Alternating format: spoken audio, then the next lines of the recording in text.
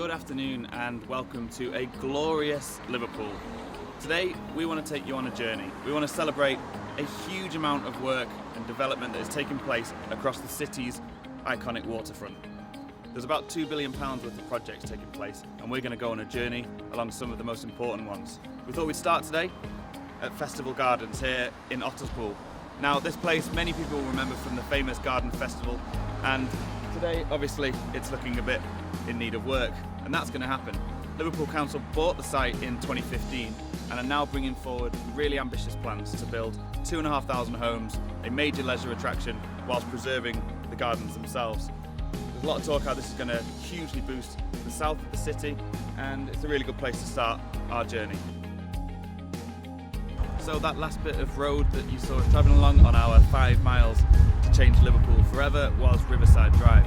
And having just told you about the major plans for Festival Gardens, which a £700 million investment and 2,500 potential homes, well, there's going to be some need for improved infrastructure here. Riverside Drive that we just drove along is going to be part of a £45 million upgrade scheme. It's going to be increased, it's going to be improved, and it's going to hopefully allow a much better flow of traffic from the south of the city all the way up to the city centre. So, it's a lovely day. Let's carry on our journey 5 miles to change Liverpool. Okay, next on our journey, 5 miles of change in Liverpool, we're here at King's Dock. Now this is already the largest waterfront development area in the city centre, and it's going to get plenty more developed as well. There are currently plans at a master planning stage by the City Council for big development opportunities here at King's Dock. We're expecting to hear a fair bit more about that in the summer. There's also work on the £26 million new car park that the council is creating to replace the one that burnt down in 2017.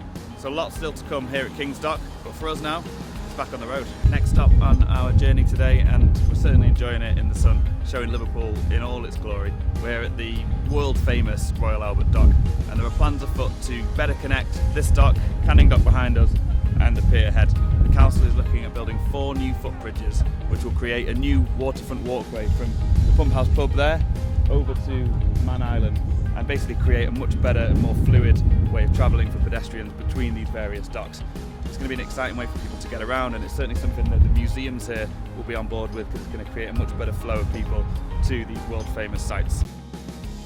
Now we're here at Princess Dock, and we are now deep into Peel territory.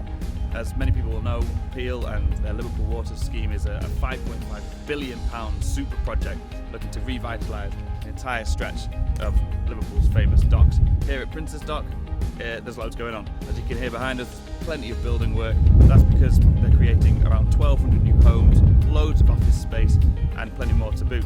On top of this, Liverpool Council wants to take full advantage of the development here, and it's going to create a new cruise liner terminal around there somewhere. They're going to knock down Princess Jetty, build a new cruise liner terminal, which will give a huge boost to the local economy in terms of big ships coming in, being able to turn around here and then take people away. There's also going to be a separate Isle of Man ferry terminal, which is being funded by money from the Isle of Man itself.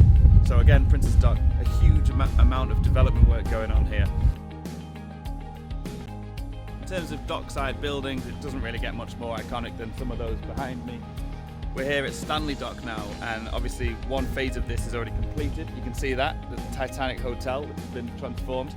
And the second phase is currently going on even further behind that, the really world famous tobacco warehouse, which at the time of construction in 1901 was the biggest brick building in the world. That's now being transformed into loft style apartments, where it's hoping that lots of people will be able to move in the hotel. So all creating a totally new environment around here, and the next stage of our journey. We've got one more stop, and it's one that we think Everton fans will be quite excited about. So our 5 mile journey comes to an end, and possibly with the most exciting development of all, certainly for Everton fans, but in terms of a game changer for an area, it doesn't get much bigger than Bramley-Moore Dock.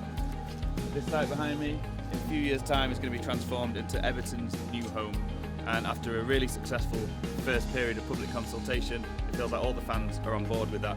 In terms of the timeline, we're expecting some early designs for what will be a £550 million stadium from architect Dan Mice, perhaps this summer. It could be a planning application as soon as September.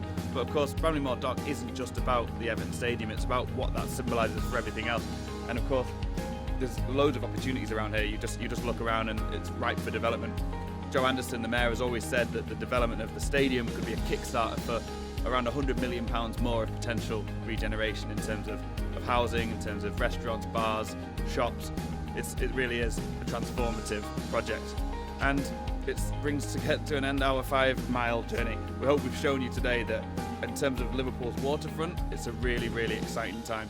From Festival Gardens all the way here to Bramley-Moore, there's around £2 billion worth of development projects that, as we say, is going to change the face of Liverpool forever.